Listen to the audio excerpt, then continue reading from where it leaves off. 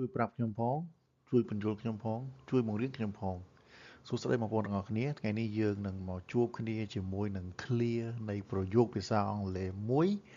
ដែលវាស្មើនឹងពាក្យនៃភាសាខ្មែរទាំង3ដែលបងប្អូនកំពុងតែឃើញនេះអញ្ចឹងមុននឹងចូលទៅដល់ clear នៃប្រយោគមួយនោះខ្ញុំសូមនាំអារម្មណ៍បងប្អូនទៅមើល clear ទាំង3នេះសិនតើជាទម្លាប់រាល់ដង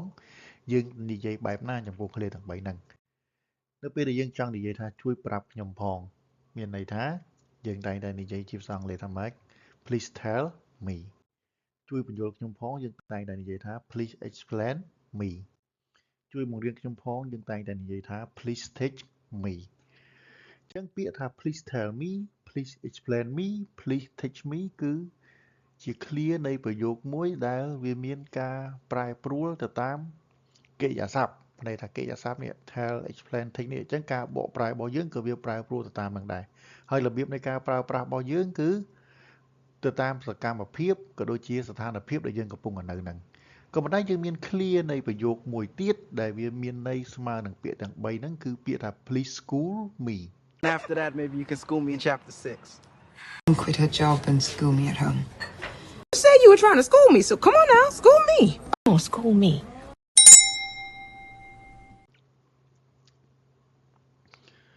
ចឹង school នៅទីនេះគឺដែលបងប្អូនបានឃើញនេះគឺ school នៅទីនេះគឺលែងដើរតួជានាមទៀតហើយគឺ school នៅទីនេះគឺដើរតួជាកិរិយាសព្ទវិញម្ដងដោយ clear នៃពាក្យថា please school me នេះគឺវាមានន័យស្មើនឹងពាក្យថា please tell me please explain me please teach me ដែលយើងបកប្រែជាភាសាខ្មែរមកថាជួយប្រាប់ខ្ញុំផងក៏បានជួយបញ្យល់ខ្ញុំផងក៏បានជួយបង្រៀនខ្ញុំផងក៏បានចឹងសំណួរសួរថាតើមានអ្វីដែលជាភាពខុសគ្នានៃការប្រើប្រាស់ clear ទាំងពីរចឹងគឺអត់មានអីខុសគ្នាច្រើនទេបងប្អូនគ្រាន់តែចាំទៅថានៅពេលដែលយើងប្រើប្រាស់ clear នៃប្រយោគទាំង3នេះគឺវាមានន័យត្រង់បើន័យថាមានន័យត្រង់ចឹងនៅពេលដែលយើងត្រូវការបកប្រែឬក៏យើងត្រូវការយល់អំពីស្ថានភាពនៃដៃគូសន្ទនារបស់យើងគឺយើងអត់ពិបាកនៅក្នុងការគិតស្វែងយល់ឲ្យច្រើននេះចឹងនៅពេលដែលគេនិយាយថា please tell me យើងបកត្រង់ទៅតែម្ដងជួយប្រាប់ខ្ញុំផងចឹងសកម្មភាពនៃការប្រាប់គឺយើងត្រូវធ្វើបែបម៉េចនៅពេលដែលគេនិយាយថា please explain me ចឹងគឺយើងបកត្រង់ទៅរកថាជួយបញ្យល់ខ្ញុំផងតែម្ដងយើងអត់ពិបាកគិតទេហើយសកម្មភាពនៃការបញ្យល់យើងបញ្យល់បែបម៉េចព្រោះឯការបញ្យល់ការបរៀនគឺខុសគ្នាហើយសកម្មភាពនៃការប្រាប់ក៏ខុសគ្នាដែរចឹង please teach me ដូចគ្នាយើងបកប្រែត្រង់ទៅតែម្ដងក៏ប៉ុន្តែនៅពេលដែលយើងplease school me ដែលបងប្អូនបានមើលវីដេអូ clip ប្រហែលជា2ទៅ3 4មិញហ្នឹងបងប្អូនឃើញនៅក្នុងវីដេអូ clip របស់យើងគឺមាន clear នៃប្រយោគថា please school me អញ្ចឹងនៅពេលដែលយើងប្រើ clear ថា school me នេះគឺស្ទាមទារបងប្អូនមុននឹងធ្វើការបកប្រែសូមគិតឲ្យមែនតើតើយើងគួរតែបកថាប្រាប់យើងគួរតែបកថាពន្យល់ឬក៏យើងគួរតែបកថាបង្រៀនឧទាហរណ៍បន្ថែមពីលើវីដេអូដែលបងប្អូនបានមើលមិញណាអញ្ចឹងវីដេអូដែលបងប្អូនបានមើលមិញអាចចាត់ទុកថាជាលំហាត់ទៅថាតើបើសិនជាបងប្អូនស្ថិតនៅក្នុងស្ថានភាពនៃវីដេអូដែលបងប្អូនបានមើលហ្នឹង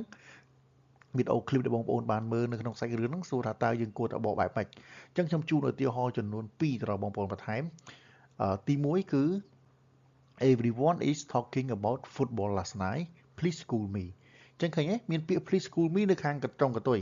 អញ្ចឹងសួរថាតើយើងគួរតែបក please school me ទៅនេះគួរតែបកថាប្រាប់ពន្យល់ឬក៏បង្រៀនអញ្ចឹងបើយើងមើលទៅតាមអត្ថន័យនៃឧទាហរណ៍នេះគេថាមនុស្សគ្រប់គ្នាគឺកំពុងនិយាយអំពីកីឡាបាល់ទាត់កាលពីយប់មិញហ្នឹងណាបាទអញ្ចឹងបាល់ទាត់លេងតាំងពីយប់មិញក៏ប៉ុន្តែមនុស្សយកមកជជែកគ្នានៅពេលព្រឹកអញ្ចឹងវាគឺជាតកតងជាមួយនឹងព័ត៌មានកីឡាអញ្ចឹងសួរថាតើដៃគូរបស់យើងគឺចង់ឲ្យយើងជួយប្រាប់ឬក៏ជួយបញ្យល់អញ្ចឹងយើងអាចបកថាជួយប្រាប់ខ្ញុំផង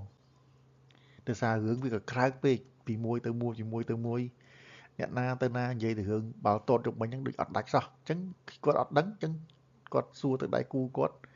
ខាងទៀតឲ្យជួយប្រាប់ខ្ញុំផងដោយសារយប់មិញដេកអត់បានមើលគេអញ្ចឹងទៅទី2 I don't understand on this point ខ្ញុំអត់សូវយល់អំពីចំណុចនេះទេ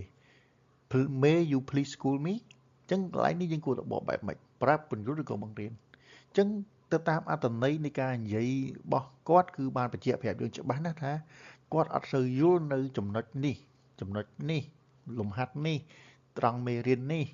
អ ចឹងតើអ្នកអាចជួយបញ្យល់ខ្ញុំផងបានទេឬក៏តើអ្នកអាចជួយបង្រៀនខ្ញុំផងបានទេដោយសារវាជាទម្រង់សំណួរចឹងយើងបកទៅតាមទម្រង់សំណួរដូចគ្នា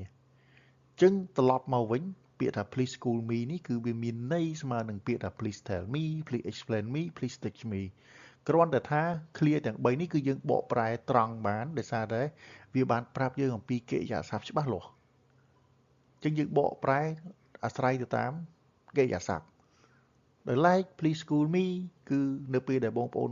ប្រើធ្វើតែដូចគ្នាក៏ប៉ុន្តែនៅពេលដែលយើងបកប្រែឬក៏សកម្មភាពដែលយើងឆ្លើយតបទៅគេយើងត្រូវមើលដែរតើគេសុំឲ្យយើងជួយសុំឲ្យយើងប្រាប់ឬក៏សុំឲ្យយើងបញ្យល់មានតែប៉ុណ្្នឹងឯងបងប្អូនន័យដូចគ្នា